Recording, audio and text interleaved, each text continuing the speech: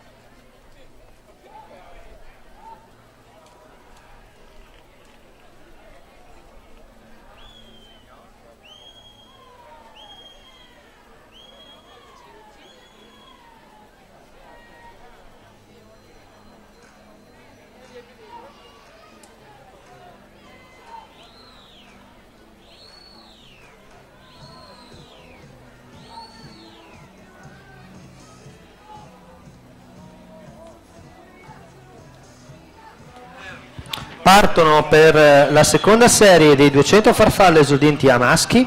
In corsia 2 Verrolla Antonio Clodia Piscina e Fitness, in corsia 3 Scarparo Luca rappresentativa Idros, corsia 4 Crosato Davide Piave Nuoto, corsia 5 Bardi Andi rappresentativa Idros e in corsia 6 Borsato Nicolò rappresentativa Rosà.